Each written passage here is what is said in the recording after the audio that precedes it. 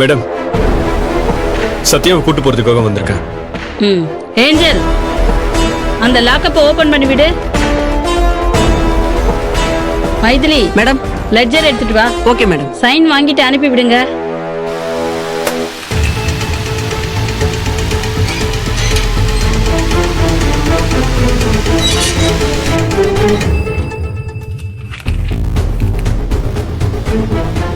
போலாம். ஒரு நிமிஷம். அக்யூஸ்ட் கையில விலங்க மாட்டி தான் கூட்டிட்டு போகணும்னு நான் நேத்தே சொன்னேன். ஆனா ஏன் நீங்க அதை செய்யவே மாட்டீங்க? அக்யூஸ்ட் தானே விலங்க மாட்டி கூட்டிட்டு போனோம். சத்யா ஒன்னும் அக்யூஸ்ட்னு இன்னும் ப்ரூவே ஆகல. முதல்ல சத்யாவை சந்தேகத்தில் தான் அரெஸ்ட் பண்ணிருக்கோம். அதுக்கு கையில விலங்க மாட்டணும்னு அவசியமே கிடையாது. மா சத்யா. வணக்கம் எஸ்ஐ மேடம். என்ன விஷயம் சார்? என்னோட கிளையண்ட் ரஞ்சனியை நான் ஜாமீன்ல எடுக்க வந்திருக்கேன். அதுக்கான ஆர்டர்.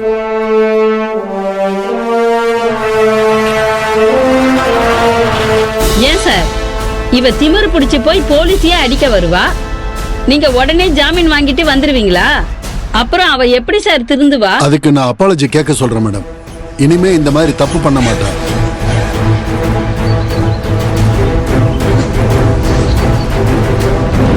சத்யா, என்னாச்சு? ஏதோ சீரியஸா யோசிச்சுட்டு இருக்கிற மாதிரி இருக்கு. வழக்கமா நான் தான் ஏதாவது யோசிச்சுட்டு இருப்பேன். இப்ப நீ யோசிச்சுட்டு இருக்க. லாக்அப்ல ஒரு பொம்பளை இருந்தாலே, அவ தலையில கட்டு போட்டு இருந்தா பாத்தியா? ஆமா, கவனிச்சேன். அவளுக்கு என்னாச்சு? முதல்ல நீ இருக்கிற லாக்அப்ல அவள எதுக்கு அடைச்சாங்க? அவளை இதுக்காக நான் இருக்கிற லாக்அப்ல அடைச்சாங்கன்னு தெரியாது. ஆனா அவ தலையில அடிபட்டதுக்கான காரணம் நான் தான். என்ன சொல்ற சத்யா? என்ன நடந்துச்சு? நேத்து நைட்டு தான் அவளை அரெஸ்ட் பண்ணிட்டு வந்தாங்க.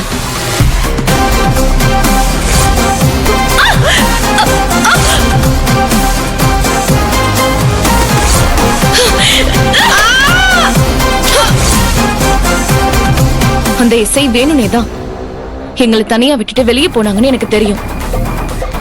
அவங்களுக்கு நான் தான் அந்த பொம்பளையை அடிச்சேன்னு தெரியும். ஆனா அவங்களால என்ன எதுவுமே கேட்க முடியாது. நினைச்சேன், அவ வாண்டடா வந்து உன்னை கூட்டிட்டு போகும்போதே நினைச்சேன் ஏதோ தப்பா இருக்குன்னு. அதே மாதிரி நடந்திருக்குல்ல. அவளை நான் சும்மா விட மாட்டேன். என்ன செய்யறேன்னு பாரு. மதன், இரு. இப்போதைக்கு எதுவும் செய்ய வேண்டாம். கண்டிப்பா அந்த பொம்பளை என்னை கொல்றதுக்காக தான் அரெஸ்ட் ஆகி உள்ள வந்திருக்கா. எஸ்ஐ அந்த குழந்தைய தான் இருக்காங்க. ஆனா யார் இதெல்லாம் செய்ய சொல்லிட்டு இருக்காங்கன்னு தான் கண்டுபிடிக்கணும். கிளம்புறேன் madam. Thank you madam. Okay sir.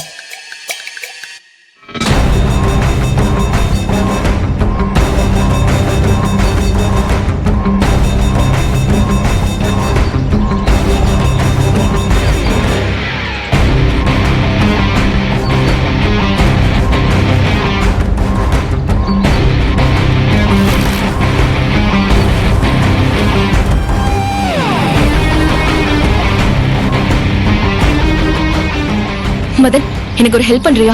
அவங்கள நம்ம ஃபாலோ பண்ணிட்டு போனா மேபி யார் அவங்களை அனுப்புனதுன்னு கண்டுபிடிக்க முடியும்ல. சரி வா.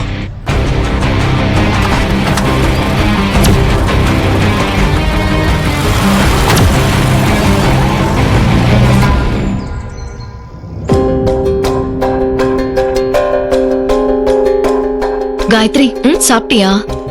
இன்னும் இல்லம்மா, கொஞ்ச நேரம் கழிச்சு சாப்பிட்டுக்கிறேன். சரி, இன்னைக்கு வெளியில எங்கேயாவது போறியா? இல்லையே, ஏன் கேக்குற? இல்ல, நான் இன்னைக்கு ஆபீஸ் வரைக்கும் போறேன். வர ஈவினிங் ஆயிடும். அதான் உனக்கு வேற எதுவும் ஒர்க் இல்லனா என் கூட ஆபீஸ்க்கு வரலாமேன்னு கேட்டு பார்த்தேன். எனக்கு வேற ஒர்க் எதுவும் இல்ல. ஆனா நான் ஆபீஸ் வரல, நீங்க போயிட்டு வாங்க. என்ன, நீங்க வீட்ல இல்லனா நான் வெளியே எங்கேயாவது போயிடுவேன்னு பயப்படுறீங்களா? நான் ஒன்னும் சின்ன குழந்தை இல்லம்மா. நீங்க பயப்படுறதும் நியாயம்தான். நானும் இதுக்கு முன்னாடி இப்படிதானே நடந்துக்கிட்டேன். ஆனா இப்ப நிலைமை வேறமா. சோ நீங்க என்ன பத்தி கவலைப்படாதீங்க.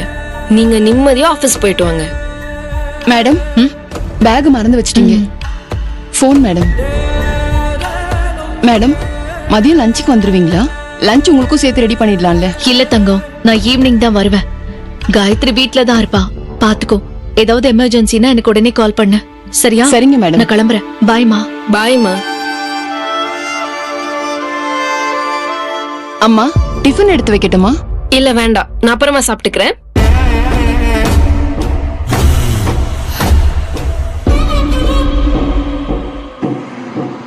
அக்கா, நான் வெளிய போறேன். அம்மா ஃபோன் பண்ணி கேட்டா நான் வீட்ல தான் இருக்கேன்னு சொல்லுங்க. அதுக்கு மேலயும் ஏதாவது நோண்டி கேட்டாங்கன்னா ஏதாவது சொல்லி சமாளிச்சிருங்க. அம்மாக்கு நான் வெளிய போற விஷயம் தெரியவே கூடாது. நீங்க தலையாட்டுற விதமே சரியில்லையே. அம்மா கிட்ட போட்டு கொடுத்துருவீங்க போல இருக்கே. இல்லம்மா, நான் கண்டிப்பா சொல்ல மாட்டேன். நீங்க சொல்ல மாட்டீங்கன்னு எனக்கும் தெரியும். அதான் உங்களை நம்பி சொல்லிட்டு கிளம்புறேன். இப்போ என்கிட்ட இப்படி சொல்லிட்டு அம்மா கிட்ட போட்டு கொடுத்தா என்ன நடக்கும்னு தெரியும்ல. அம்மா, ஏம்மா இப்படி எல்லாம் பேசுறீங்க? நான் சத்தியமா நீங்க வெளிய போற விஷயத்த இந்திராமா கிட்ட சொல்ல மாட்டேமா. That's good.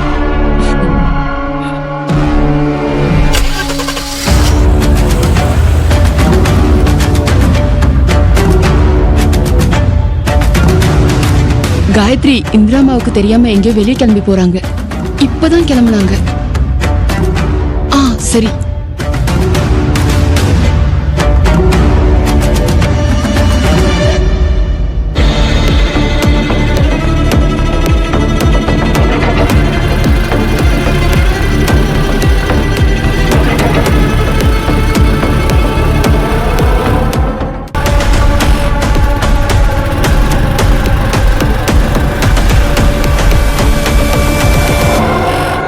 அவங்க நம்மள பாத்திருப்பாங்களா மதன்?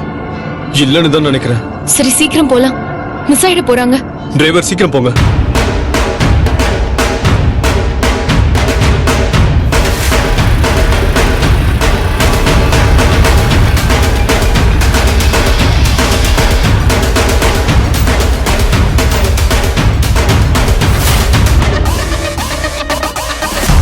பைக்கை இங்க நிறுத்திட்டு யார தேடிட்டு இருக்காங்க?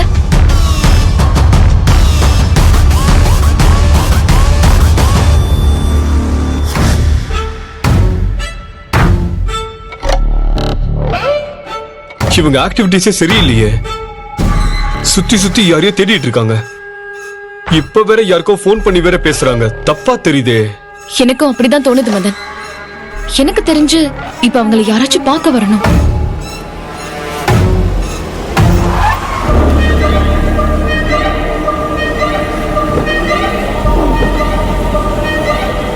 என்ன 2 பேரும் பைக்கை விட்டுட்டு கார்ல ஏறிட்டாங்க?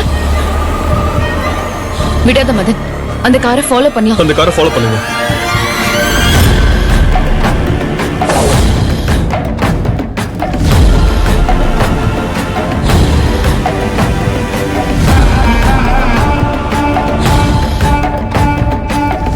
யார் சத்யா உன்னை கொல்ற அளவுக்கு யோசிச்சிருப்பாங்க? ஒருவேளை இதுவும் செல்வநாயகியோட வேலையா இருக்குமோ? இருக்கலாம் மதன்.